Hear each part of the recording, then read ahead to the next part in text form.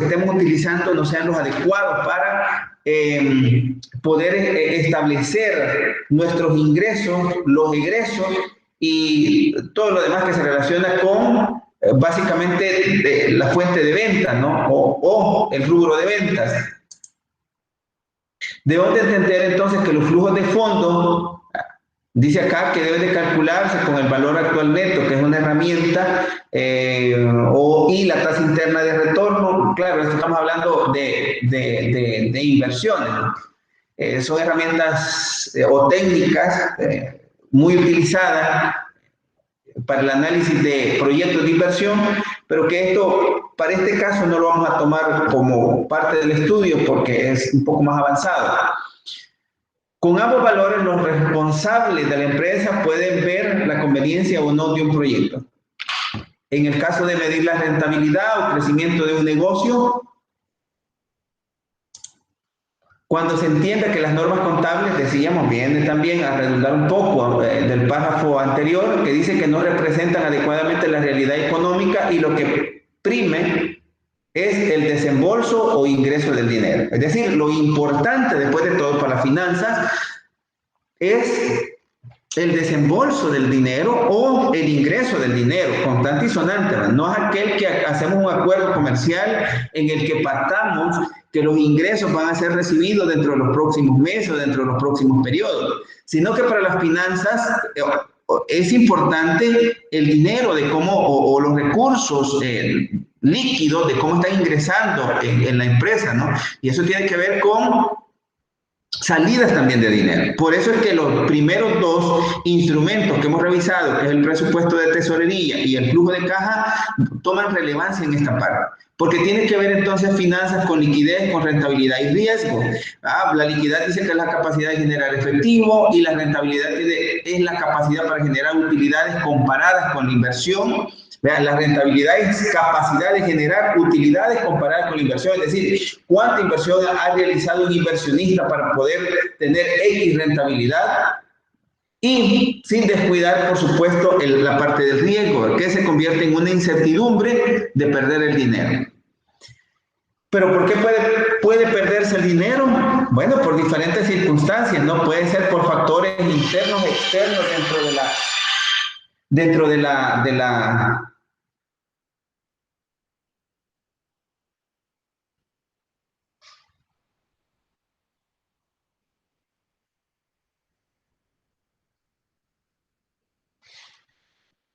Perdón, por factores decíamos que internos y externos, los internos que pueden ser controlados por la empresa y los externos, lógicamente, que no se pueden controlar. No podemos hacer nada, ¿no? Con los factores externos. No podemos hacer nada con la situación que hemos vivido el año pasado, en el transcurso de este año. Hay negocios que han tenido que cerrar producto de liquidez, falta de liquidez. Y probablemente por falta de rentabilidad, ¿no? Porque los negocios no han permitido seguir su marcha, por lo tanto se han visto afectados, ¿no? a nivel de operación, y ese es un riesgo que nadie probablemente lo tenía contemplado, ¿no? Que iba a suceder. Entonces, esa incertidumbre que se da probablemente sea de alguna manera conocida o desconocida totalmente, como la situación que vivimos. En las empresas muchas veces entonces escucho hablar de área financiera sin saber exactamente cuáles son sus funciones específicas que el administrador debe manejar. Por ello, que a continuación brindamos un panorama general acerca de este tipo de temas, ¿no? Que tiene que ver entonces, ¿se recuerdan allá en la parte inicial que mencionaba, ¿no? De la terminología de las finanzas, que decía que tiene que ver con inversión, tiene que ver con financiamiento y tiene que ver con dividendos? ¿Qué tiene que ver la parte de inversión? Dice, ¿qué y cuánto invertir? ¿Qué cantidad va a invertir y cuánto va a invertir? ¿Qué o sobre qué va a invertir y cuánto va a invertir? Dependerá de dónde quiera invertir. Hoy en día, si ustedes ven la publicidad que recibimos, lo invitan a invertir en una serie de instrumentos, ¿no? La banca, por ejemplo, está sacando, mire, deposite aquí, le vamos a dar el 3 punto y fracción por sus depósitos a plazo, 360 días, es una especie de inversión. O la bolsa de valores le está diciendo, invierta acá, le voy a pagar X porcentaje por tener su dinero, colocar su dinero, etcétera, etcétera, ¿no? Ahora, eso es lo que le está diciendo que vea, ¿cómo? Pero, ¿qué es lo que usted va a recibir por colocar su dinero ahí? Algunos pues asumen un riesgo más alto, dicen, bueno, necesito los recursos, necesito el financiamiento, por lo tanto voy a colocar una tasa atractiva. ¿Para quién? Una tasa atractiva para el inversionista, ¿no? Que acepte la condición, pero que probablemente a nivel de mercado le estoy ofreciendo una tasa superior. Hay unas financieras, por cierto, que ofrecen que 7.5, 8%, probablemente sobre montos considerables. Financiamiento, elegir quiénes serán los que brinden los fondos suficientes para una estructura de inversión dada, es decir, aquellos que están dispuestos a entregar sus recursos para que otros lo utilicen, ya sean estos empresas o personas naturales. El financiamiento entonces se vuelve importante para la actuación financiera dentro de la empresa y no podemos dejar de lado la parte de los dividendos, ¿no? Cuándo distribuir, cuánto reinvertir para no alterar los objetivos o metas de la organización. Hay que tener bien claro que probablemente debe de partir desde una política de dividendos, ¿no? ¿Por qué una política de dividendos? Porque solo entonces vas a ver cuánto va a distribuir y cuánto va a reinvertir. Es decir, nunca las empresas probablemente se queden con todos los dividendos para reinvertirlo. Probablemente no sea así, porque siempre el inversionista está esperando una parte de sus dividendos y si se queda para reinvertirlo, lógicamente está esperando una ganancia adicional o un rendimiento adicional producto de su nueva inversión.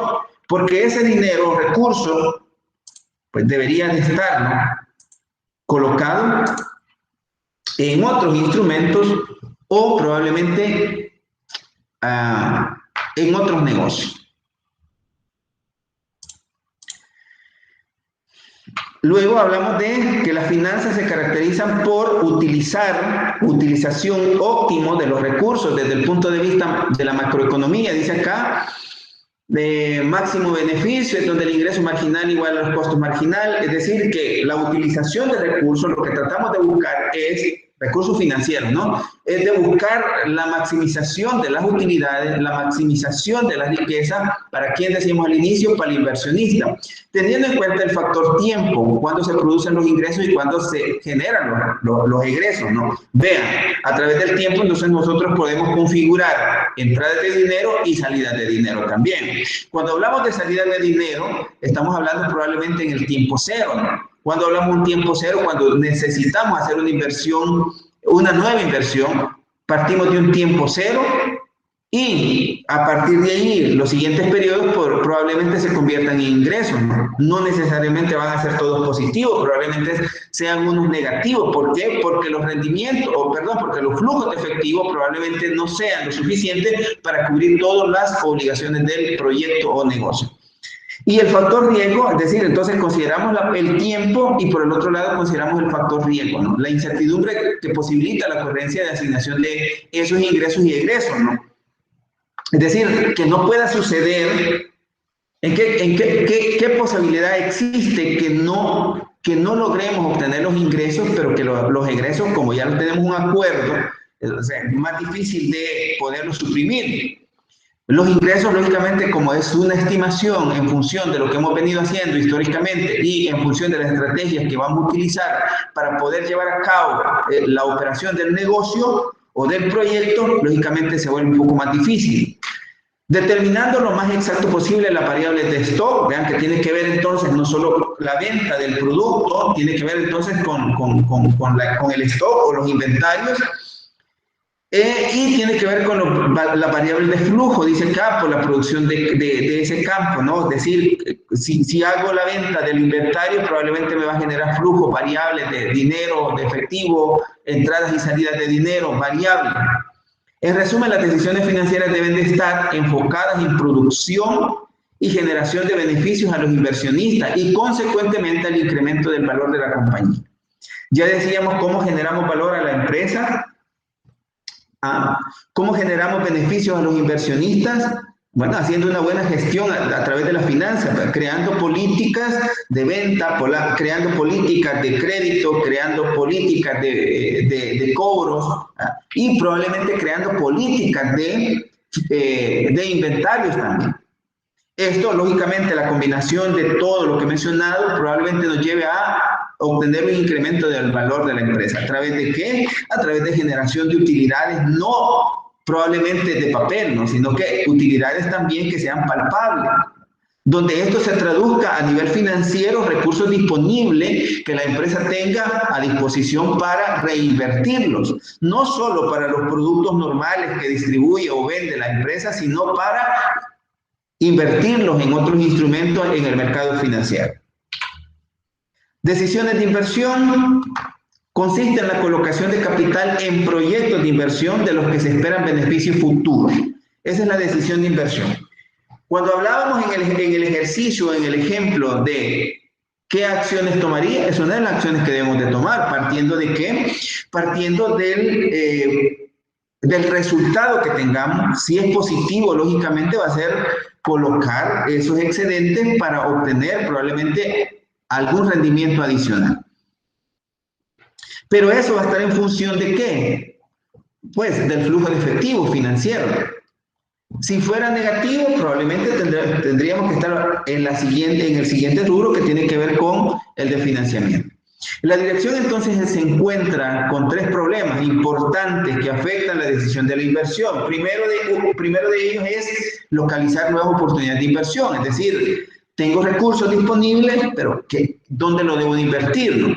Lógicamente las empresas no solo existe la corazonada, ¿no? Para decir tengo recursos, voy a hacer esto, ¿no? Sino que previamente a esto hay estudios probablemente de factibilidad económica, financiera, legal, si es posible, para poder desarrollar ese tipo de actividad de inversión. Segundo, estimar los flujos de tesorería de los proyectos, ¿no? Es decir, las entradas y salidas de dinero, ¿no? Estamos hablando de probablemente flujo de efectivo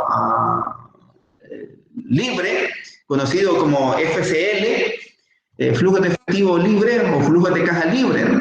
¿Libre de qué? Libre de todo gasto, es decir, que estamos hablando de flujos de efectivo netos, ¿no? Donde ya se ha descontado los costos, los gastos, y son lo que debería tener o lo que debería generar el proyecto en sí. Por eso habla de estimar los flujos de tesorería de los proyectos. Y el tercero, establecer una regla técnica de decisión consistente que permite elegir entre diversos proyectos de inversión.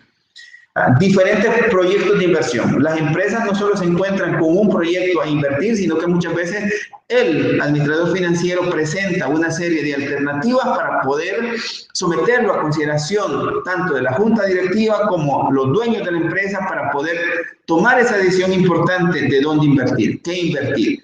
Pero esto, lógicamente, ¿amparado en qué? Amparado en el análisis o el estudio que el administrador financiero ya realizó. La regla entonces de decisión debe ofrecer la propiedad antes mencionada de maximizar la riqueza de los accionistas. Es decir, cualquier recomendación del administrador financiero lo que va a buscar es siempre maximizar la riqueza del inversionista. Maximizar la riqueza del inversionista o accionista. La estimación de los flujos de caja no es sencillo debido a que son flujos esperados y por tanto futuros, dice acá. Ya. Aquí debemos de tener cuidado lo que estábamos haciendo, ¿no? Esa estimación probablemente debamos preguntarnos sobre la base de qué estamos haciendo esas estimaciones. Y ahí es donde debemos de tener cuidado, porque probablemente la emoción nos gobierne en algún momento o nos embarque en algún momento y podamos decir, no, es que yo pienso que vamos a hacer esto, vamos a hacer lo otro, y cuando tenemos esa emoción a flor de piel, probablemente estemos pensando en grande.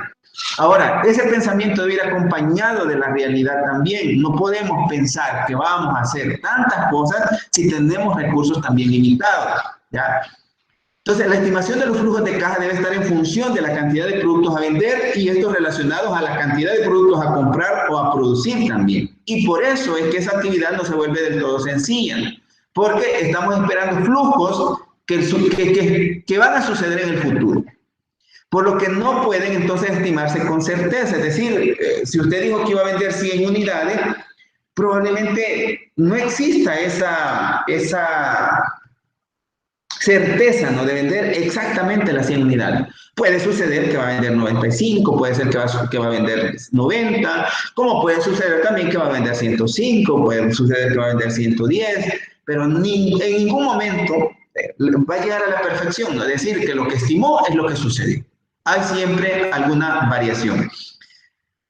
Entonces, dice acá, por este motivo, los proyectos de inversión deben evaluarse en función de su rentabilidad esperada y del riesgo económico que lleva a conseguirlo. Rentabilidad esperada. ¿Qué es lo que espera el inversionista producto de la inversión?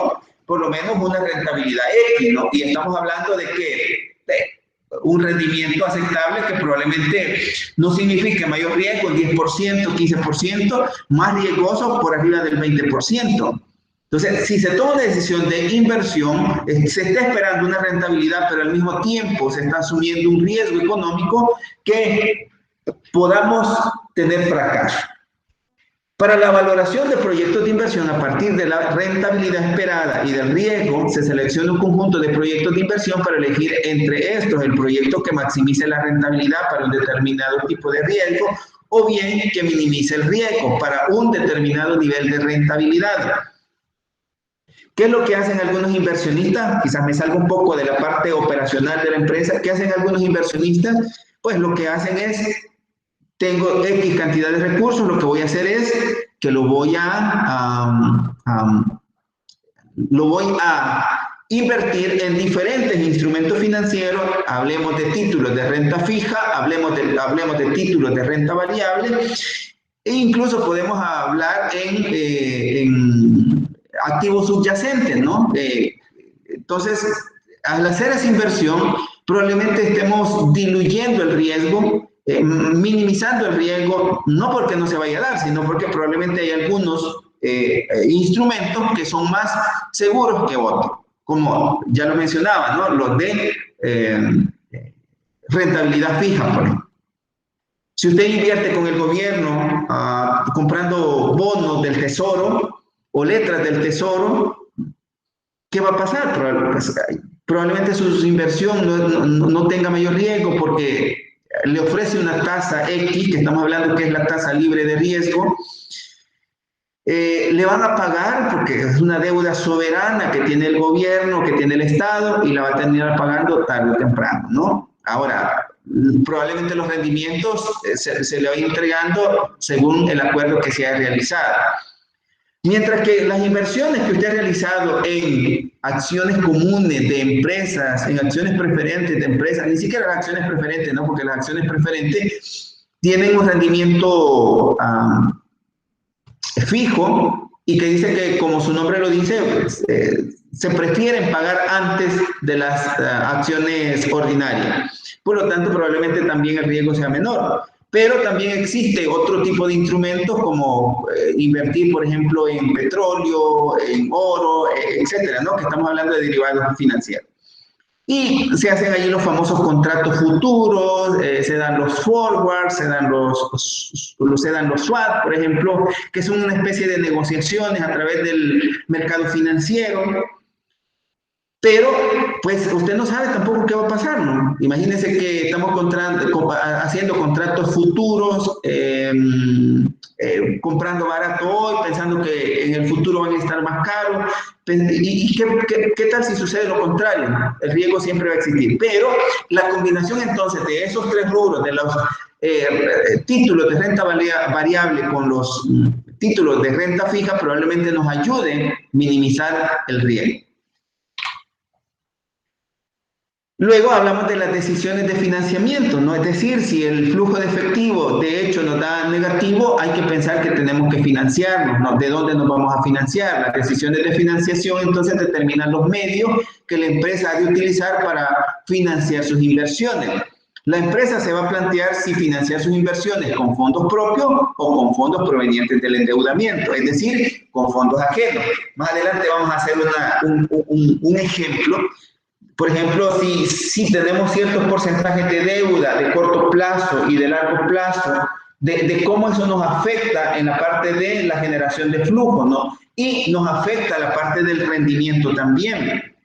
Si tenemos activos corrientes financiados con activos de largo plazo, probablemente nos va a generar algún problema, ¿no?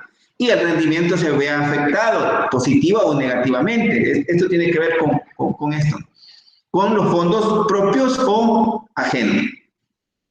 Cada uno de los medios que utiliza la empresa para financiarse supone un costo, es decir, no hay ninguna fuente de financiamiento que me diga que va a ser, que va a ser barato o que no va a costar o que no va a tener ningún costo, perdón, para la empresa. Cualquier decisión que se tome en la parte financiera siempre va a tener un costo. Y quizás para algunos podría ser el costo de oportunidad, pero para la empresa siempre va a existir un costo, aún aunque el mismo socio, aunque sea el mismo accionista, genere o coloque más recursos, aún así va a tener un costo. Porque ese inversionista no se va a quedar o no va a entregar sus recursos por el simple hecho de que su empresa siempre va a buscar algo adicional. Entonces, que en su conjunto da lugar a la que se conoce como costo de capital de la empresa, ¿no? Incluso en Finanzas 2 hablamos de costo de capital promedio ponderado, por ejemplo, conocido como WACC, que se analiza cada uno de los costos de las diversas fuentes de financiamiento que existen dentro de la estructura de capital de la empresa, que estamos hablando que esta puede estar compuesta por deuda a largo plazo, que puede estar compuesta por deuda de renta fija, como son los bonos, o puede estar combinada entre las acciones ordinarias, las acciones preferentes y los dividendos, la reinversión en dividendos. O de los dividendos, perdón. El costo de capital, entonces, por consiguiente, relaciona a través de la tasa de rendimiento requerido en los proyectos de inversión, las decisiones de inversión con las de financiación. Vean, el costo de capital, ¿cuál es el costo de capital entonces? El costo de capital va a ser la sumatoria de todos los costos de las fuentes de financiamiento que tenemos, ¿no? En algunos casos es viable o es mejor trabajar con el costo de capital promedio ponderado. ¿Por qué? Porque pues, si tenemos una ponderación en función de, probablemente tengamos un promedio, ¿no? de lo que tenga como costo de parte de la empresa. Pero si no, tendríamos que evaluar cada uno de las fuentes de financiamiento por separado y decir, bueno, el financiamiento a largo plazo tiene un costo X, ¿no? Ahora, ¿qué espera el inversionista? Si dice que va a pagar, por ejemplo, un 6.5 libre de impuestos, si dice que va a pagar un 6.5 libre de impuestos, entonces debería de pensar que su rendimiento debe andar por arriba del 10%, ¿no? De lo contrario, yo creo que no significaría mucho para cualquier inversionista. La empresa entonces debe de conocer el costo de capital, que el costo de capital va a seleccionar las inversiones a realizar y estas serán las que incrementen el valor de la empresa. Es decir, las inversiones cuya tasa de rendimiento interna sea mayor al costo de capital de los recursos financieros utilizados. ¿Cómo entonces incrementamos el valor de las inversiones o el valor de la empresa? Generando inversiones sobre aquellas que vamos a tener un rendimiento superior al costo de capital. ¿Cuál es el costo de capital? Todas las tasas de interés que nosotros pagamos producto de las fuentes de financiamiento. Decisión de dividendos. La decisión de dividendos entonces consiste en determinar el volumen óptimo de distribución de beneficios que permita mantener una política adecuada de autofinanciación y una retribución suficiente a las acciones de la empresa. Por lo tanto, la política de dividendos supone la decisión de distribuir beneficios versus retención de los mismos para reinvertirlos en la empresa. Okay. Hubieron $100,000 de dividendos. Okay. Probablemente la política de la empresa diga que se va a repartir un 40% de dividendos, pagos en efectivo, que por cierto afecta la parte del flujo de caja, el presupuesto de tesorería, pero también determine que un 60% se va a ir a capitalización, es decir, una reinversión de las utilidades, ¿no?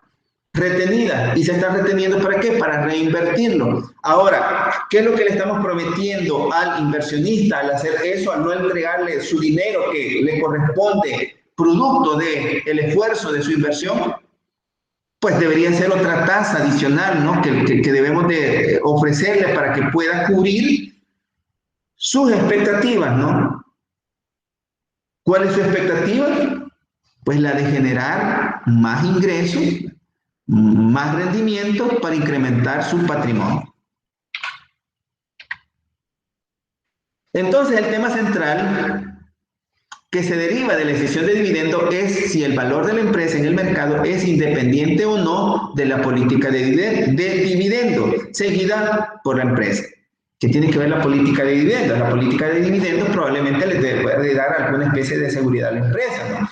Porque si fuera el caso para una empresa que genera $100,000, pues tendría, si no tiene una política, probablemente tendría que repartir los $100,000 una vez cerrado el año fiscal, una vez determinado las utilidades, una vez decretado los dividendos, tendría que repartirlo con los accionistas que pertenecen a la empresa. Eso significaría también una salida enorme de efectivo. Si lo pagamos en efectivo, debería significar una salida enorme de efectivo que viene a afectar también el flujo de caja. Entonces, ¿por qué entonces la empresa centra su atención en la parte de cómo pagan los dividendos? Porque tiene que ver con el efecto que tiene sobre los flujos de entradas y salidas de dinero.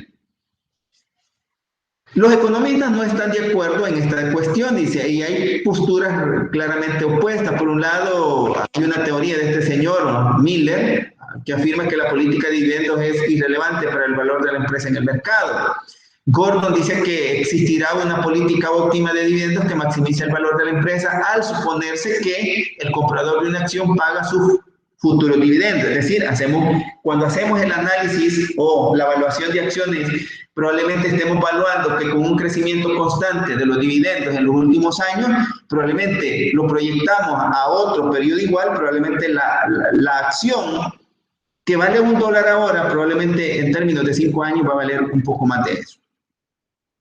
Entonces, por ahí dice Gordon, ¿no? Que existirá una política óptima de dividendos que maximice el valor de la empresa al suponer que el comprador de una acción paga su futuro dividendo. ¿Cómo lo paga? Es decir, yo voy a vender una acción hoy, pero yo estoy pensando de que de aquí a 2 años esa acción no va a valer $1, va a valer 1.50, 1.75, y así se trabaja en la parte financiera. ¿Por qué dice acá Gordon? Porque está pensando que está pagando los dividendos futuros. No solo está pagando por la acción, sino que está pagando por los rendimientos que va a recibir en el futuro. Se refiere entonces a dos aspectos básicos: política de inversión en activos corrientes y política de financiamiento de activos corrientes. Vean dónde ya vamos aterrizando, ¿no? Vamos por acá, cópiame acá. Esta parte que venimos acá, decidiendo, ¿no? Sobre la política de inversión, la política estamos hablando de decisiones de financiación, de inversión y de dividendos, redunda acá. Acá, en planteamiento de una política financiera de corto plazo, que es el tema medular también de esta unidad. Y dice que se refiere a dos aspectos básicos. Por un lado, dice que la política de inversión en activos corrientes, y por el otro lado, tiene que ver con la política de financiamiento de activos corrientes.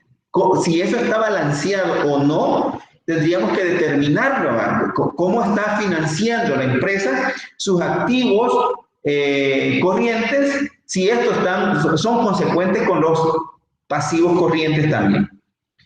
Entonces hablamos del nivel apropiado de los activos circulantes, tanto en forma total como en cuentas específicas, es decir, cuánto tenemos en activos corrientes, sobre qué están siendo, por quiénes están siendo financiados, y probablemente analicemos cada uno de los rubros, ¿no?, que conforman el activo corriente. La política de financiamiento de activos no corrientes, probablemente no corrientes, ¿no?, también forma y que deberían financiarse los activos circulantes. Hay que establecer, bueno, estamos hablando de inversión y financiamiento, ¿no? ¿Cómo se están financiando?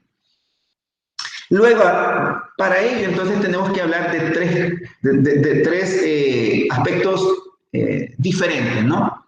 O de tres políticas. como lo menciona acá. La relación entonces con la cantidad de total de activos circulantes que se mantienen, hay tres políticas alternativas que difieren en que mantienen distintas cantidades de activos corrientes para dar apoyo a cualquier nivel dado de venta. Hablamos de una política relajada, hablamos de una política restringida y hablamos de una política moderada. Vamos a ver qué significa cada una de ellas. En teoría lo vamos a analizar así, pero en la práctica yo tengo un Excel que vamos a ir analizando cada una de ellas, el comportamiento de cada una de estas políticas. Probablemente no, esta de las políticas relajadas, restringidas, moderadas, tiene que ver también con la parte económica, situación externa de las empresas, ¿no? Que son afectadas las empresas. Tiene que ver cómo se consigue el dinero, cómo está la economía, ¿no? Para colocar nuestros productos. Dependerá de ello es que elijamos una u otra política.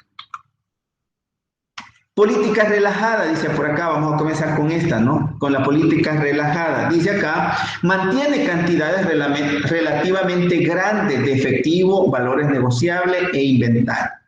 Mantiene cantidades, es relajada, ¿no? No le interesa, esta política no le interesa entonces generar más rendimiento, simplemente estar seguro. ¿De qué manera? Pues teniendo las grandes cantidades de efectivo. Si tiene grandes cantidad de efectivo, lo que está significando es que es líquida, es solvente, dice que tiene valores negociables e inventarios suficientes, ¿no? O sea, no tiene problema para el futuro enfrentar su negocio. Las ventas dice que son estimuladas por el uso de una política de crédito, es decir, que ofrece más crédito porque tiene suficiente efectivo, no le hace falta. Entonces se da el lujo de decir, bueno, voy a abrir un poco la parte de las políticas de crédito, otorgar un poco más, y el cliente probablemente no cumple con las 5 C del crédito, pues aún así le vamos a otorgar el crédito, ¿no? Porque no tiene problemas de liquidez, o sea, es decir, no está urgida en conseguir efectivo. Puede darse el lujo entonces de vender más al crédito, que proporciona un financiamiento liberal para los clientes y un nivel correspondiente alto en las cuentas por cobrar. Es decir, si está otorgando crédito con mucha frecuencia, lo que va a suceder es que ¿qué es lo que va a incrementar? No va a incrementar la parte de cuenta de efectivo o bancos, ¿no? Lo que va a incrementar, lógicamente, va a ser la cuenta de por cobrar a los clientes, producto de la venta de los productos. Es utilizada en épocas de crisis, dice acá. Vean que, si tiene razón, ¿no? Es utilizada en épocas de crisis, ya que implica el aumento de las cuentas por cobrar, aumentando los días de crédito, con el objeto de aumentar las ventas y mejorar mi flujo operativo. Vean cómo lo plantea este supuesto, ¿no? Utiliza entonces esta política relajada, abre la parte de los créditos para otorgar más crédito a los clientes, ¿ya? Para vender, dice acá, en situación de crisis, vender más.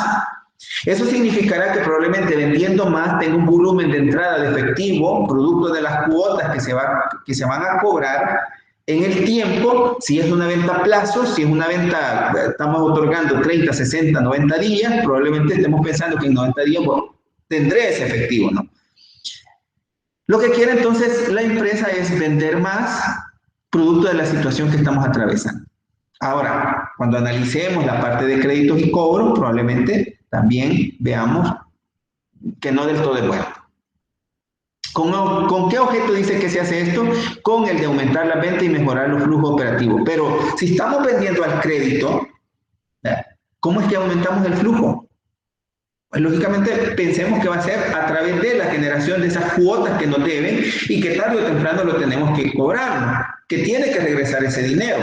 Ahora, también hay que entender claro que no todo lo que colocamos en cuentas por cobrar probablemente retorne a la empresa. Dentro de ello va a haber una cantidad que se vuelva incobrable. Activo corriente bajo, dice que tiene un activo corriente bajo, es decir, no es tanto el volumen, el mantenimiento de efectivo, valores negociables, inventarios se ven minimizados. Utilizada en épocas de auge, bueno, estamos hablando de ya otra política, estamos hablando de la política restringida. Estos son los supuestos de la política relajada y estos son los supuestos de la política restringida. Activo corriente bajo, vean, ¿por qué si en una política restringida tiene que haber un activo corriente bajo? Dice, el mantenimiento de efectivo es bien poco, valores negociables poco, inventarios poco, no tiene grandes volúmenes, ¿no? O sea, ese es como que le da un uso eficiente de su capital de trabajo para sacar el máximo rendimiento. Mientras que lo otro dice, bueno, tengo lo suficiente, no me esfuerzo mucho, con lo que voy haciendo está bien, voy recuperando lo que voy invirtiendo y vamos bien. Pero esta política dice que no, esta política dice que es un poco más arriesgada, utilizada en épocas de auge económico, ya que por las condiciones macroeconómicas permite que la empresa logre vender lo esperado y por lo tanto no necesite aumentar los días de crédito. Vean, no necesita aumentar las días de crédito. ¿Por qué? Porque la situación económica está bien, la gente tiene capacidad para comprar y para pagar, para demandar los productos. Entonces, por lo menos está pensando que va a vender lo que ha planificado y por lo tanto no necesita aumentar los días de crédito, es decir, no necesita ofrecerle crédito a los clientes. ¿Por qué? Porque así como tiene su operación, pues le ha dado resultado. No necesita otorgar entonces más crédito porque lo que si lo hace, incrementaría los días de crédito, ¿no? Los días de las cuentas por cobrar. Disminuye cuentas por cobrar, entonces en este caso, manteniendo bajo los saldos de efectivo y de inversiones en valores negociables a corto plazo y realiza pequeñas inversiones en inventario. No tiene grandes cantidades de inventario. Vean, en esta parte vamos a hacer una combinación, no solo la parte del efectivo, no solo la parte de las cuentas por cobrar, sino que también la parte del inventario. ¿Cómo estimamos el inventario? Claro, no vamos a hablar todavía de las políticas de inventario, pero sí vamos a hacer como una consideración que si tenemos tanto de inventario, cuánto necesitamos comprar, X cantidad. La política moderada dice que se centra entre las ambas, o es decir, en las dos anteriores, entre una política relajada y una política restringida. Se centra en ambos, dice activo corriente promedio normal, el equilibrio entre las otras dos políticas. No hay mucho que hablar porque eso podemos decir que una política moderada es una política intermedia o promedio, ¿no?, de lo que necesita cualquier empresa. Vamos a ver por acá, política de inversión en activos corrientes o circulantes, estamos hablando de una política económica, vamos a ver acá, política o economía.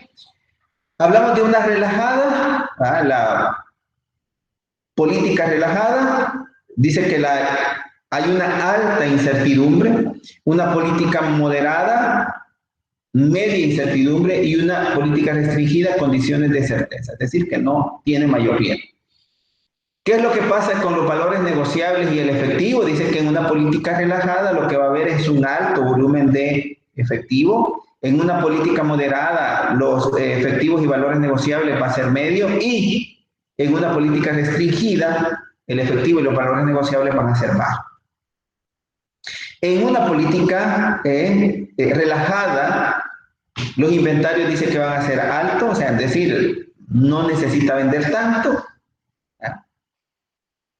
o por el producto de que está vendiendo tanto de las cuentas creando cuentas por cobrar, probablemente necesita un inventario alto para cumplir con las expectativas del cliente y poderle ofrecer el producto.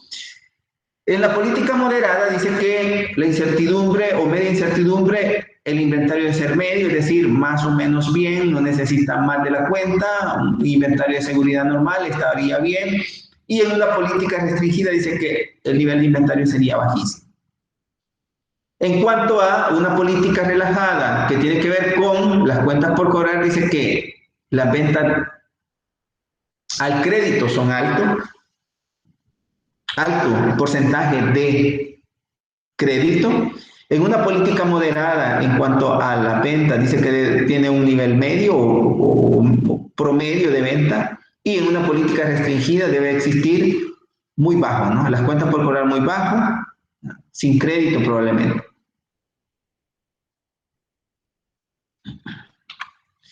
Nivel de activos corrientes o circulantes, entonces hablamos de una política restringida, ¿ya?, hablamos de una máximo rendimiento y alto riesgo. Política restringida, vamos a hablar entonces de más. Una política restringida dice que debemos de tener menos pagos esperados, menos ventas esperadas, menos plazos esperados. Estamos hablando de una combinación entre la política restringida y máximo rendimiento, alto riesgo, a través de otorgar crédito también. ¿Qué es lo que va a pasar? Es que pues tenemos el mayor riesgo de que ciertas cuentas se vuelvan incobrables, y eso nos resta también rendimiento para la empresa. Dice que los pagos esperados, ventas esperadas, plazos esperados, más márgenes de seguridad, eso nos da un poco de holgura, ¿no? Es decir, de cierta seguridad. Mientras que un crédito restricto, tiene que ver con crédito estricto, entonces más crédito relajado. Estamos hablando de un bajo riesgo, en este caso de alto riesgo, bajo riesgo por el otro lado, rendimiento mínimo y una política, estamos hablando de una política relajada por el otro lado. Bajo condiciones de certeza, ventas, costos, plazos, etcétera, son conocidos como seguridad. Ventas, costos, plazos, sí. Las empresas mantendrían niveles mínimos de activos corrientes. En esas condiciones, las empresas mantendrían casi al mínimo sus activos corrientes. Cualquier monto mayor incrementaría la necesidad de obtener un financiamiento externo. Es decir, si debo de tener adicional, entonces, como la empresa no está preparada con el efectivo o con la disponibilidad para poder reinvertir, lo que va a hacer es ir afuera a conseguir un financiamiento externo, sin un correspondiente aumento de las utilidades, ¿ya? ¿Por qué? Porque no lo está demandando, no, simplemente lo que está creyendo es que, necesita hacer una inversión, pero que en términos reales no lo necesita. Cualquier tenencia más pequeña entonces implica un retraso de pagos, mano de obra, proveedores y pérdidas de venta por faltantes de inventario y una política de crédito restringida. Al incluir la incertidumbre, la empresa requiere de alguna cantidad mínima de efectivo, es decir, si estamos considerando que cualquier eventualidad va a pasar y que probablemente ciertos clientes no nos paguen, necesitamos tener algún fondo de efectivo que nos ayude a mantenernos en este tipo de situación. Y de inventario, tomando como base los pagos esperados, ventas esperadas, plazos esperados, etc. Más una cantidad adicional, margen de seguridad, que permite enfrentarse a diversas desviaciones respecto a los valores esperados. Una combinación de las tres partes, ¿no? Estamos hablando de la venta, de la venta, del efectivo, de las cuentas por cobrar y del inventario. Ya decíamos cómo funciona ese flujo, ¿no? Ese flujo funciona entonces a través de iniciar con la compra de inventario.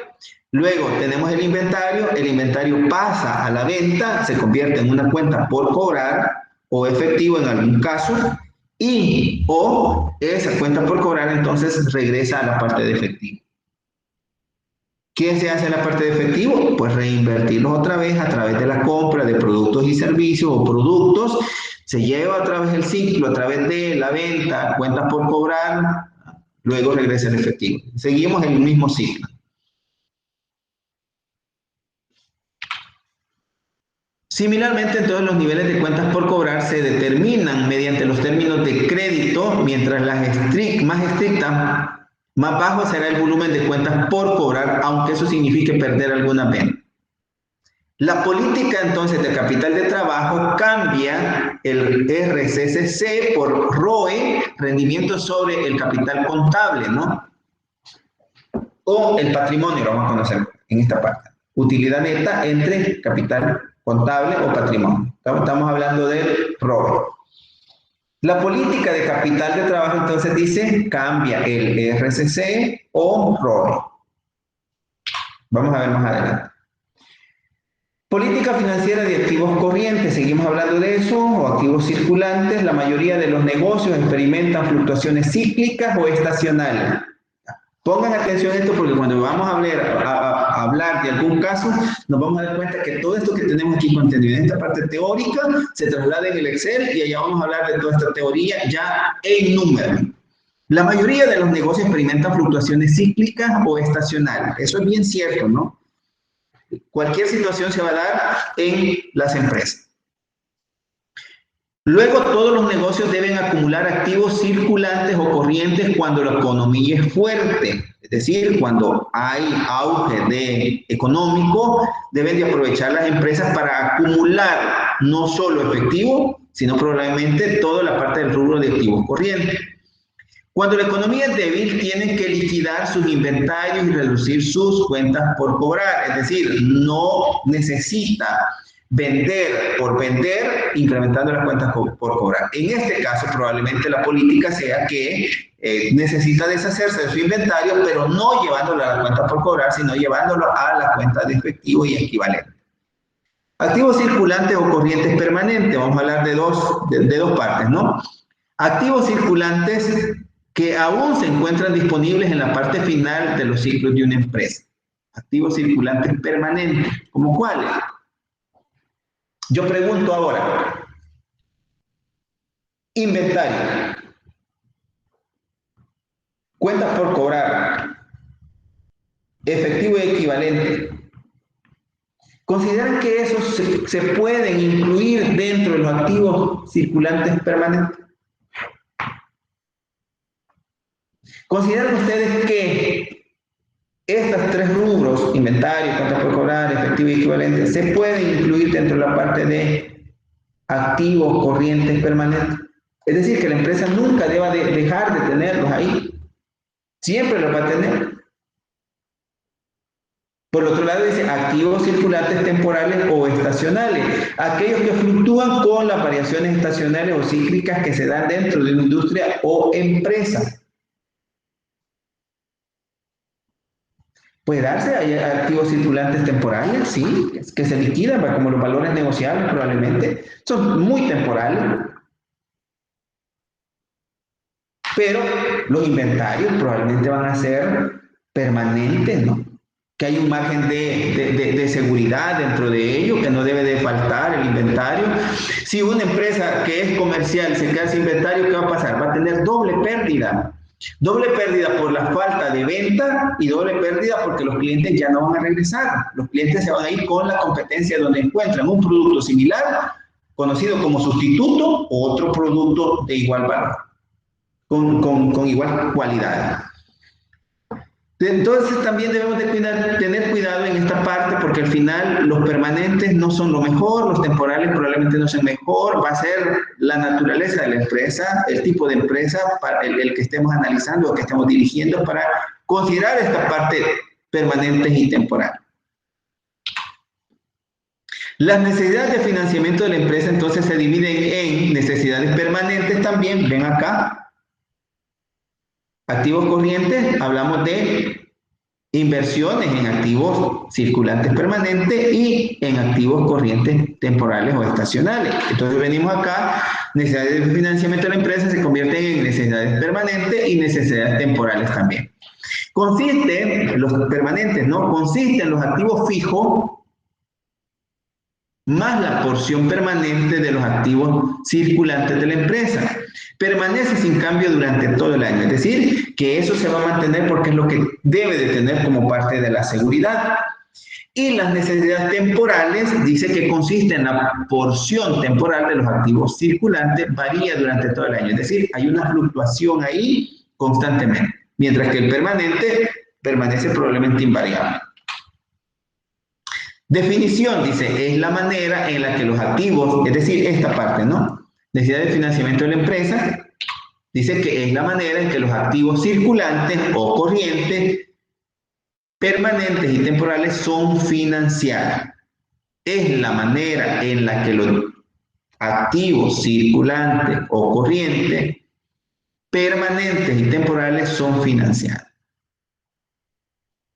Ya hablamos acá, ¿no? De la inversión en activos corrientes. Hoy vamos con la política de financiamiento. Vean, vimos acá una política de qué. Acá, veo una política relajada, una política restringida y una política moderada. Luego, en la parte de financiamiento, también tenemos entonces, hay tres maneras de lograr este financiamiento, a través de una política moderada, una política agresiva y una política conservadora. Va a depender también de las condiciones de mercado. Vamos a ver cada uno de ellos. Política moderada. Dice que en la política moderada de financiamiento, vean, por un lado era de inversión, por el otro lado de financiamiento. Una política moderada de financiamiento, requiere que se coordinen los vencimientos de los activos y de los pasivos, es decir, que haya una sincronización de activos y pasivos corrientes, es lo que estamos hablando. Requiere que se coordinen los vencimientos de los activos y los pasivos corrientes, lo que yo les mencionaba.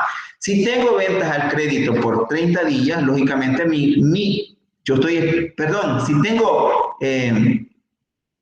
financiamiento de los proveedores de 30 días, probablemente si yo quiero sincronizarlo, por lo menos debería tener más o menos el tiempo, ¿no? de las cuentas por cobrar.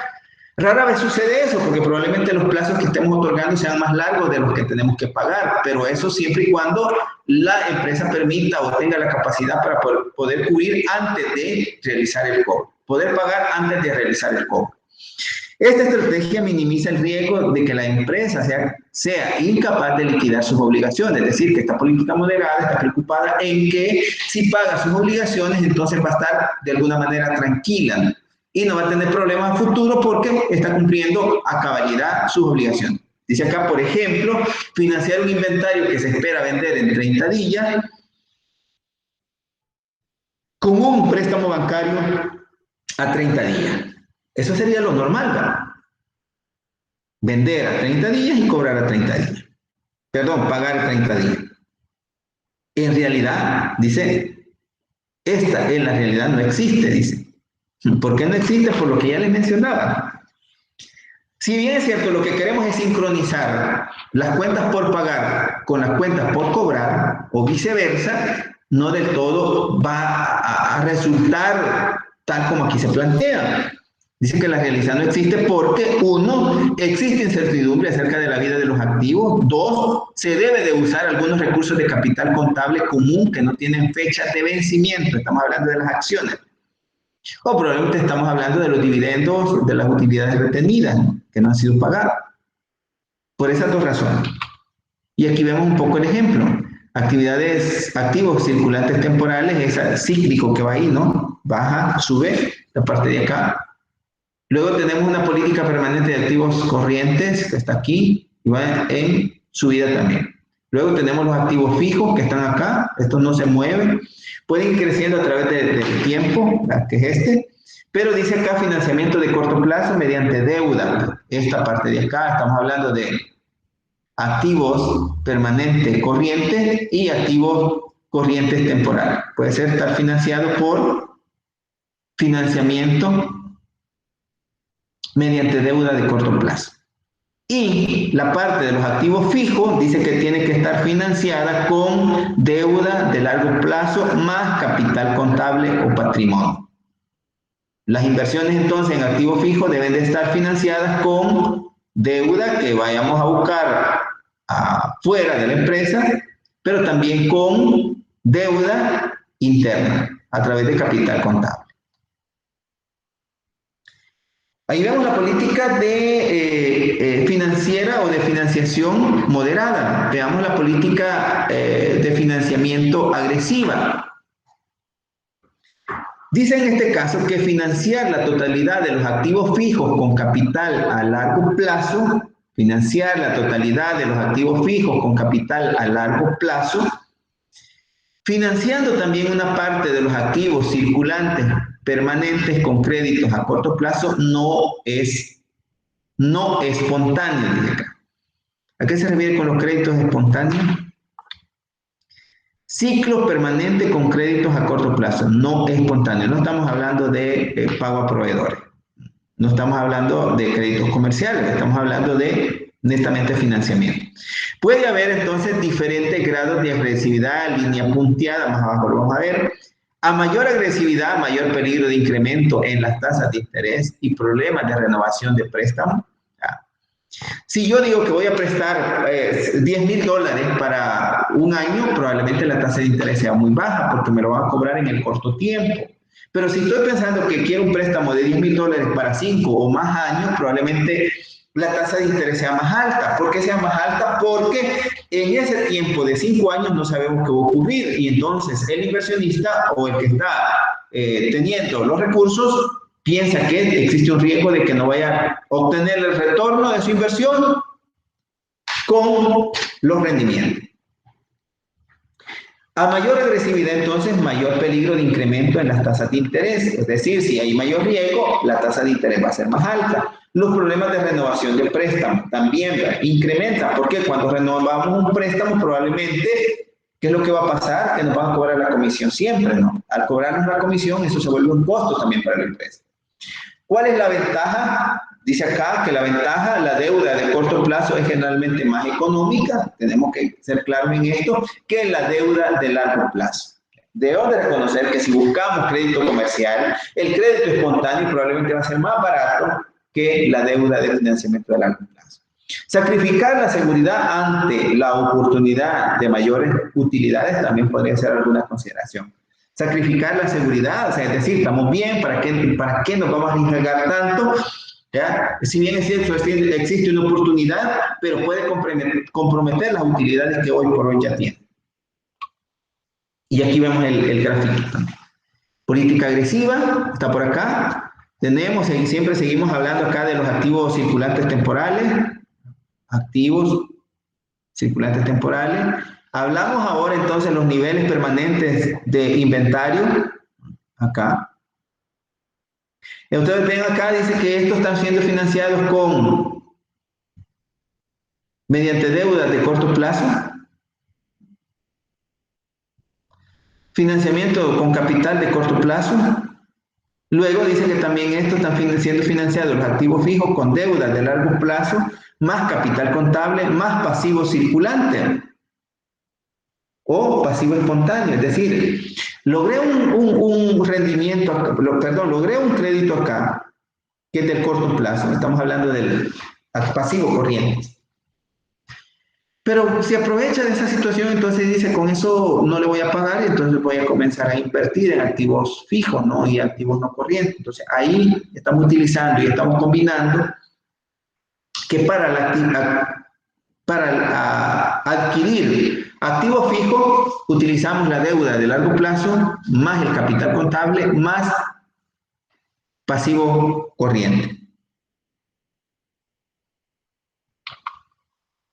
Política conservadora. Usa capital permanente para financiar todos los requerimientos de activos permanentes y alguna o todas las demandas estacionales. Política conservadora. Usa capital permanente, es decir, capital de largo plazo, para financiar todos los requerimientos de activos de la empresa. Es decir, no hace una distinción entre un rubro y otro. Satisface una parte de las necesidades estacionales, almacenando liquidez en valores negociables durante la estación floja. Es una política muy segura en cuanto a la conservadora. ¿Por qué? Porque no le genera mayor problema. Probablemente tenga lo necesario, tenga suficiente como para no hacer más proyectos de inversión. Lo vemos acá. Vemos que tiene valores negociables, dice que tiene una política financiera de corto plazo mediante deuda. Luego los niveles permanentes de los activos corrientes están ahí, la deuda a largo plazo, más capital contable, más pasivo espontáneo, están siendo financiados los activos corrientes, perdón, siendo financiados por deuda de largo plazo, capital contable, pasivo corriente o espontáneo. Y aquí vamos con un ejemplo. Vamos con este ejemplo. Política de financiamiento de activo corriente. Tenemos los meses, tenemos el activo corriente, tenemos el activo fijo. ¿Qué pasa en este caso? Dice que para el mes de enero tenemos activos corrientes de $4,000. En activo fijo tenemos $13,000. ¿Ya?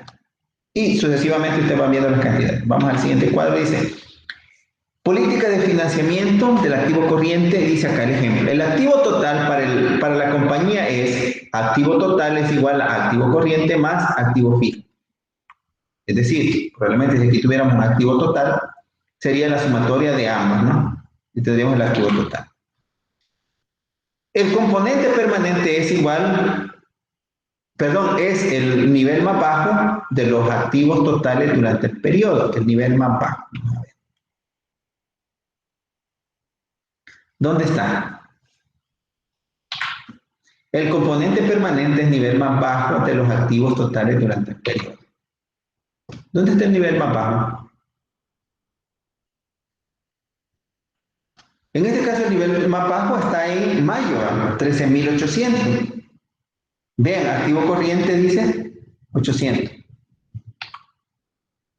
Activo fijo no cambia, mira, se mantiene a través del tiempo, porque es fijo, ¿no? Pero el activo corriente se ve disminuido en una proporción grande. 800 de venir de 4.000 y 2.000, poco más en los siguientes meses. La porción temporal dice que es la necesidad cíclica o estacional, es la diferencia entre la necesidad de fondos totales y la necesidad permanente. Necesidad temporal entonces dice que va a ser igual entre activo total menos necesidad permanente. ¿Cuál es la necesidad permanente? Necesidad permanente. Ven. ¿Cuál es la permanente en este caso? Estamos hablando de que la permanente es el activo fijo. En este caso, si nos vamos a mayo, siempre va a ser $13.000. ¿Ya? 13.000, perdón, 13.800. No, aquí está. 13.800. ¿Por qué? Porque es la sumatoria de 800 más 13, 13.800. Supongamos entonces que la necesidad permanente de fondos mensuales es de 13.800. Esa es la cantidad permanente que no va a variar en función del tiempo. Estos 800 va a ser activos corrientes permanentes, es decir, la diferencia de todos estos, de lo que esté por arriba de los 800 va a ser, ¿qué va a ser?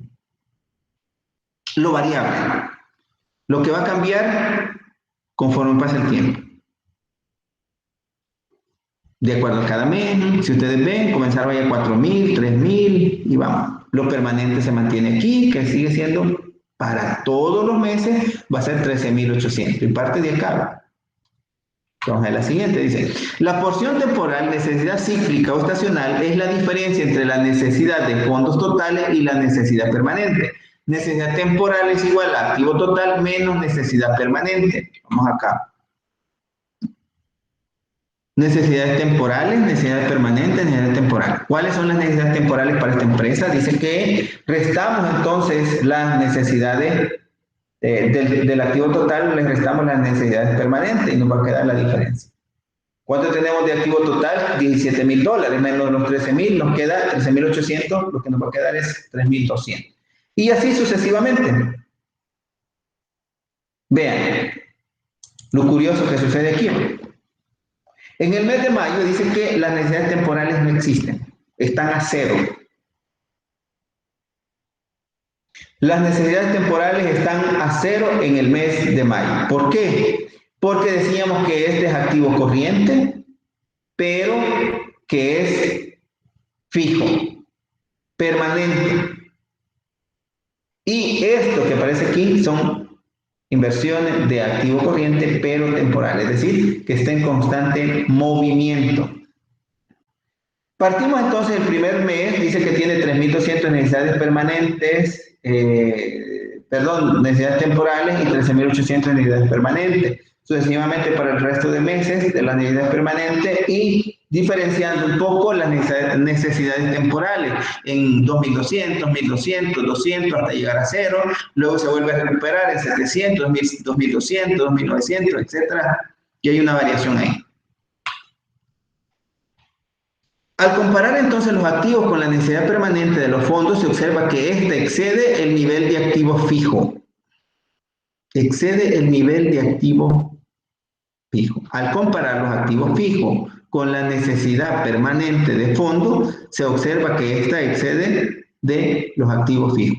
Esto es porque una parte de los activos corrientes es permanente, dice acá, ya que al parecer siempre se están reemplazando. Es decir, no es que ese inventario que usted menciona ahí va a estar ahí para los próximos 3 años, ¿no? Sino que usted necesita tener un inventario de seguridad por lo menos de X cantidad para garantizar la operación del negocio. Por lo tanto, se convierte en permanente. Activo fijo menos necesidad permanente, dice acá, estamos hablando de $13,000, 13,800, perdón, menos $13,000 nos da menos 13,000, menos 13,800, menos $800. Este valor representa el nivel base de activos corrientes que permanece registrado en los libros durante todo el año. Es decir, aunque hayan otras cantidades, podemos determinar que ese es el valor que debe de quedar en todos los meses del año, ¿no? En la empresa. Veamos un poco el ejemplo, activos corrientes, activos fijos. Estas son las variaciones que hay. Esta necesidad temporal de flujo, necesidad permanente de fondos, que es esto o para esto. Y aquí vamos los meses. Política de financiamiento de activo circulante. Con respecto a las estrategias de financiamiento como determinar una mezcla apropiada de financiamiento de corto plazo, pasivo corriente y de largo plazo. Es decir, debemos determinar eso. Estrategia agresiva, dice. Una estrategia agresiva podría financiar la porción permanente de la necesidad de fondos de largo plazo, de la empresa de 13,800 con fondos de largo plazo y la porción temporal que varía entre 0 a 4,200 con fondos de corto plazo. Gran parte del financiamiento de corto plazo puede hacerse en forma de crédito comercial, cuentas por pagar. ¿Ya? Veamos los costos, dice acá. Con la estrategia agresiva, el préstamo promedio que solicita la empresa a corto plazo, necesidad temporal de fondos, por 1,950. Y el préstamo promedio solicitado a largo plazo, necesidad permanente de fondo, es por 13,800, dice acá. Si el costo anual de los fondos de corto plazo que la empresa necesita es del 3%, este costo tan bajo se debe al uso de una gran cantidad de crédito comercial gratuito, ¿no? Es decir, que no me están cobrando mayor tasa. Y el costo anual del financiamiento de largo plazo es del 11%. El costo total anual de la estrategia de financiamiento se calcula de esta manera. Costo de financiamiento a corto plazo, estamos hablando de 3% por los 1,950, que es el promedio que necesitamos de capital permanente, son 58,50. El costo del financiamiento a largo plazo, que estamos hablando del 11% multiplicado por los 13,800. Estamos hablando que solo ahí tenemos $1,518. El costo total de esa cantidad, entonces, en términos de año, se vuelve en 1,576,50. ¿Ven? Esas son entonces las decisiones que debemos de tomar. Ahora, fácil decir que tengo un flujo negativo, fácil decir que tengo un flujo de efectivo positivo y pues simplemente me quedo ahí, ¿no? Si ustedes ven las herramientas que hemos compartido ahora, presupuesto de tesorería, flujo de caja, no es simplemente por saber X cantidad ahí, no que nos dé rojo, que nos dé otro color que nosotros queramos ponerlo. Tiene una razón de ser.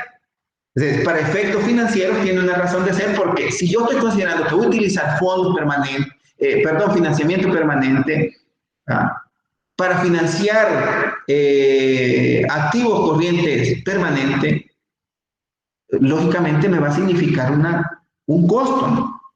Y aún sí estoy considerando que voy a tener financiamiento de las inversiones de largo plazo, también va a tener un efecto. En este caso dice que son 1,576.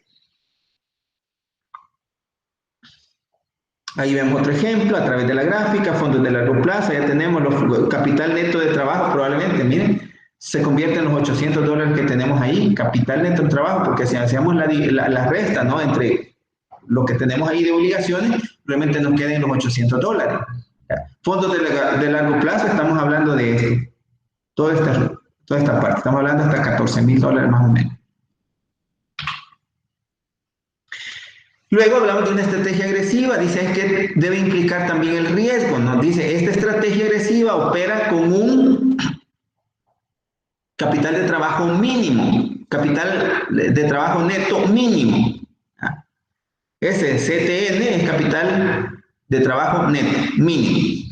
Esta estrategia agresiva opera entonces con eso mínimo, que son los $800, que es la cantidad de activos circulantes o variantes permanentes, porque solo la porción permanente de los activos circulantes de la empresa se financia con fondos de largo plazo. Es decir, los $800 están siendo financiados por fondos de largo plazo. Esta estrategia es arriesgada también porque la empresa debe recurrir de manera importante a sus fuentes de corto plazo para cubrir fluctuaciones temporales, es decir, fondos de corto plazo que deben de cubrir las fluctuaciones temporales del negocio. Si la necesidad total aumenta de la línea punteada de la que ya veíamos ahí, acá, aumenta, ¿no? De esa línea punteada, puede ser difícil obtener fondos de largo plazo con la rapidez necesaria para satisfacer las necesidades a corto plazo, porque una empresa tiene solo una capacidad limitada para solicitar préstamos. Es decir, si ya prestó y las condiciones son X, o sea, no va a tener todo el tiempo la libertad de poder estar prestando y que los proveedores de productos financieros le estén otorgando una y otra vez crédito. Si recurre demasiado a esta capacidad, podría enfrentar dificultades para satisfacer las necesidades inesperadas de fondos. Es decir, en el futuro se encuentra una necesidad de fondos, no va a poder utilizarlo porque no va a haber quien le preste. Y eso incluso lo podemos trasladar a nivel personal, ¿verdad? Cuando nosotros nos endeudamos demasiado, ¿ya? Cuando nuestro flujo de efectivo es bajo, pero tenemos gran cantidad de obligaciones, ¿qué es lo que hace la superintendencia del sistema financiero? Nos da allá donde tienen todo acumulado, ¿no? Lo que nosotros debemos probablemente. Entonces, lo hacen una observación y tiene dificultades para poder satisfacer, aún pensando que tiene capacidad de pago, probablemente no sea sujeto de crédito. Y eso también lo tienen para el lado de las empresas. Consiste entonces en financiar todas las necesidades de fondos proyectados, activos permanentes y activos fijos con fondos de largo plazo y utilizar el financiamiento a corto plazo en caso de una emergencia o una salida inesperada de fondos. Tal vez los activos cíclicos se puedan financiar a corto plazo. En la gráfica dice, podemos ver que el financiamiento a largo plazo es de $18,000. A largo plazo es de $18,000, que es la necesidad máxima de la empresa en octubre. Si nos vamos, ¿cuál es la necesidad máxima de la empresa en el mes de octubre? Estamos octubre. En octubre dice que necesitamos $18,000. Tenemos de activos corrientes 5,000, activos fijos 13,000 y ahí se hacen los 18,000. Las necesidades permanentes siguen siendo los 800, 13,800, pero necesidades temporales dice que siguen siendo 4,200. Es la última.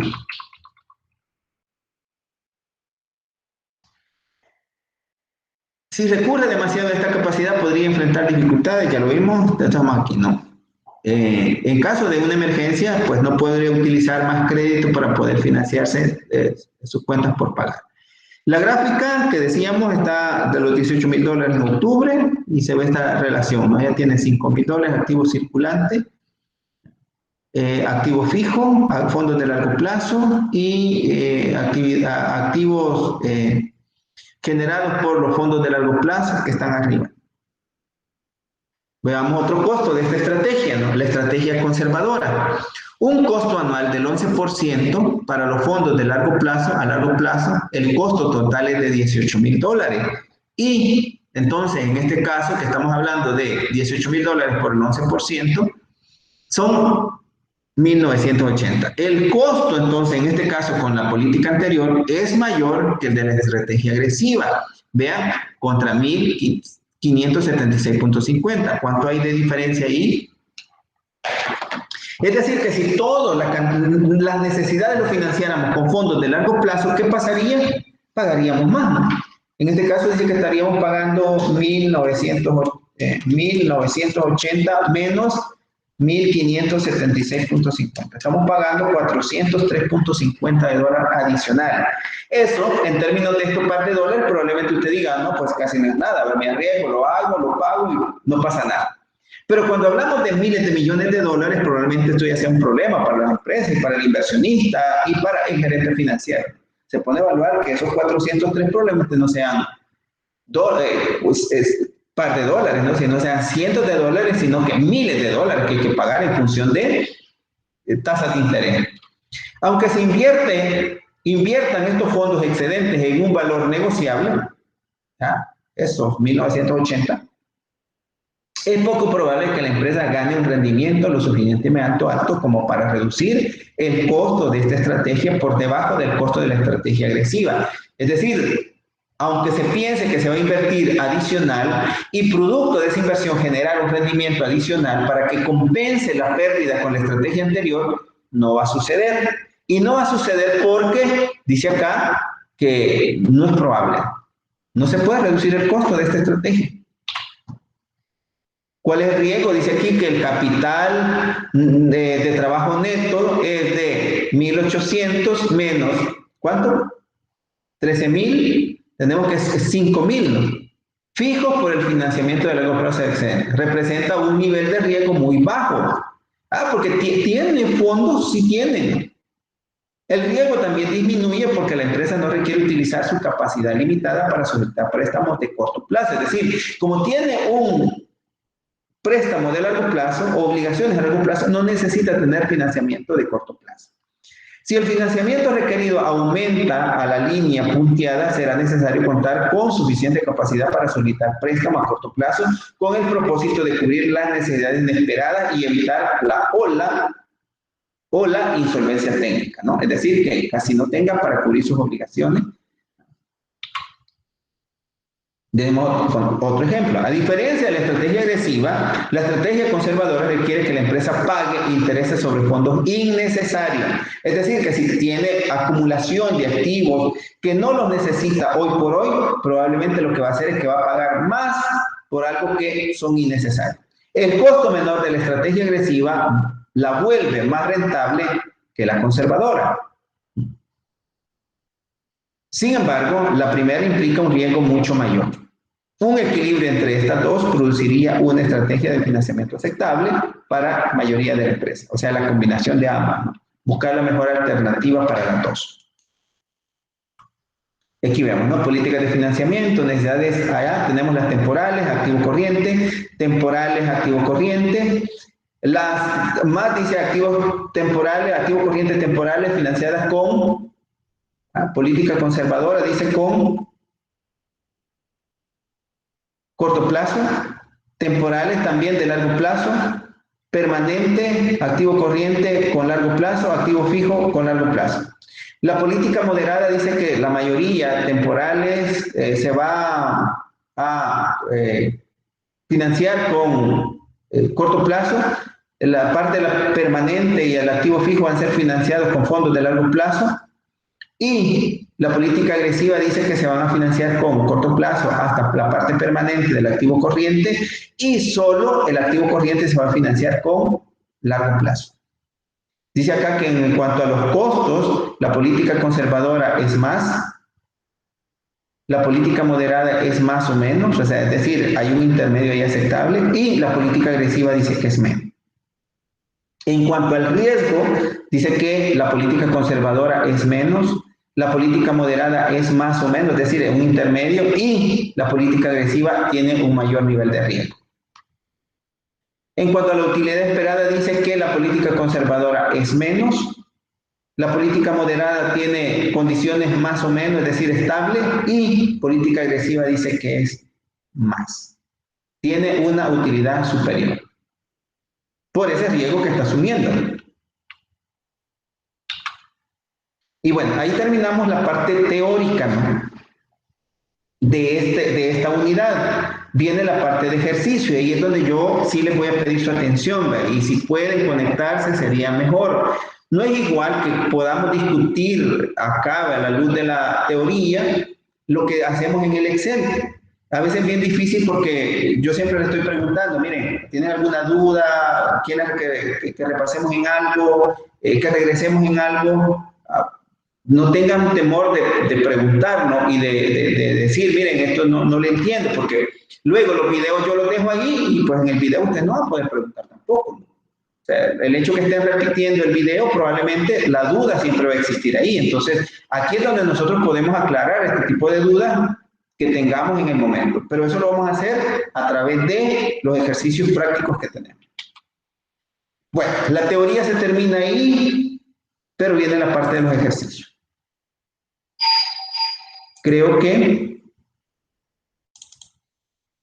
los tenemos por acá. Vean cómo se llama esta parte, ¿no? Del capital, se llama ejercicios de capital de trabajo y políticas financieras de corto plazo. Aquí hay un ejemplo así de grosso modo que tiene que ver con los pronósticos de venta. Vean, ¿de dónde parte todo eso? ¿Por qué hicimos un ejercicio de flujo de caja, del cash flow, partiendo de la estimación de la venta, estimación de las compras, estimación de los impuestos, estimación de todo, ¿no? Para poder hacer un flujo de caja, precisamente porque es necesario. Ven aquí, dice que el ejemplo está presentando la venta de motocicletas en unidades y lo habla porque por trimestre cuánto va a ser la venta, ¿no? Los trimestres. Cuánto vamos a vender, por ejemplo, por trimestre, etcétera, etcétera. Y luego hacer una proyección de cuánto debe de tener los inventarios o el costo en cuanto a inventario, las unidades, el inventario final, vean que todo eso. ¿Por qué entonces hicimos, por qué fue necesario entonces hacer balance general y este resultado? Porque necesitamos conocer la composición de esto, ¿no? Elementos o cuentas o rubros, como usted le quiera llamar, del balance general. Usted necesita tener y conocer cómo está integrado un balance para poder entonces desglosar y comenzar a analizar cada una de las cuentas por cobrar, cada una de los inventarios y probablemente la parte del efectivo. Vean, este ejercicio que es bien sencillo, lo llevamos hasta la generación de tabla de activos circulantes primer año, millones de dólares. Vean, acá dice millones de dólares porque está partiendo de que punto 25, estamos hablando de millones de dólares. No es que punto 25, una cora, como nosotros decimos, ¿no? Sino que estamos hablando de millones de dólares. Y básicamente está construido en función de esta tabla, ¿no? De estas tablas. Bueno, nos vamos a quedar hasta acá para no quedarnos cortados en la parte de los ejercicios, que viene esta parte de acá. Vean, ya comienza lo numérico, bastante numérico. Las finanzas, usted no espere leer ahí teoría. Finanzas, espere leer la teoría acompañado de la práctica. Así que no se asusten, que no les dé miedo para los que llevan economía aduanera, que aquí todos vamos a aprender. He tenido la experiencia que muchos de sus compañeros que han llevado esta materia, que son de economía aduanera, son los que mejor evaluados han salido en esta parte. Y a veces porque le han puesto tanto empeño a la parte de los ejercicios, son bien meticulosos en detallistas en hacer cada uno de estos, porque al final lo numérico se trata de eso, ¿no? De que si en algo se equivocó, en algo no incluyó algo, el resultado va a ser totalmente negativo. Así que, señores, si no hay algo que agregar, algún comentario, alguna duda, alguna sugerencia que ustedes tengan hoy que agregar, estoy para escuchar. Tengo básicamente 8 minutos. O si les parece que esto está, pues, que no le entienden, podemos repetirlo igual. Y podemos centrarnos en algunos puntos importantes para poderlo entender de alguna manera mejor. Si no hay comentarios, asumo que o se quedan con todas las dudas o doy por hecho de que lo entendieron todo. O están esperando que lo explique a través del ejemplo, el ejercicio, para saber si eso está claro o no. Licenciado, y sobre esa información, había más ejercicio y más ejemplos, porque en lo personal estoy algo más perdida, porque casi no es que hace 5 años, y eso sí me complica un poco, porque hay términos que se olvidan. Bueno, en el caso de este material yo se lo voy a subir para que tengan la información para leerlo, ¿no? Y puedan ustedes comparar. No es igual cuando yo voy leyendo a través de la presentación que cuando ustedes tienen y lo pueden ir analizando detenidamente, ¿no? Por un lado. Por otro lado, ustedes pueden basarse en los libros que yo les he presentado de la bibliografía. Ustedes pueden recurrir a estos libros y no en todos van a encontrar de la forma que está explicada, incluso los ejercicios, pero van a encontrar la base para poder quizás entender un poco más. Les soy honesto, cuando nosotros estudiamos finanzas, quizás hoy por hoy, cuando comenzamos a ver esta parte, se vuelve sumamente difícil, ¿no? Pues mi experiencia, me recuerdo que cuando yo llevaba Finanzas 1, también me costaba, ¿no? Me costaba bastante porque no entendía muchos términos, ¿ya? Llevé Finanzas 2 y me recuerdo que aprendí un poco, ¿no? Me llamó un poco la atención. ¿Dónde vine un poco a aprender más? Pues en la parte de la maestría, ¿no? Quiero decir que esto al final, la experiencia, la práctica probablemente nos ayude a... Pero tendría que haber un interés también de parte de nosotros. Así que la bibliografía, ustedes pueden buscar estos títulos, incluso creo que en YouTube, y van a encontrar gente que está explicando este tipo de contenido, ¿no? Así que se los dejo ahí. Si encuentran algún material por ahí que sea valioso, también nos pueden compartir. De entrada voy a subir esta presentación para que ustedes la lean y puedan analizar. Así que les sirva de base para entrar a la parte teórica. Muchas gracias, Lick. Bueno, nos quedamos hasta aquí. Que tengan buenas noches. Nos escuchamos el próximo martes. Con ustedes no vamos a hacer laboratorio. Voy a subirles el caso del flujo de efectivo. Recuerden que lo vamos a hacer en grupo, en pareja. Elijan su pareja. Lo voy a subir para que lo desarrollemos y ese sería, tendríamos 3 notas de laboratorio. Tendríamos la nota del balance, tendríamos la nota de los glosarios y tendríamos la nota del flujo de efectivo. Así que ahí llegamos y seguiríamos practicando en la parte de los ejercicios de capital de trabajo y financiamiento de corto plazo a través de los activos y los pasivos corrientes. Que tengan un feliz fin de semana y aprovechemos el tiempo en estudiar en todo aquello que sea valioso para la formación de cada uno de nosotros. Muchas gracias, Lick.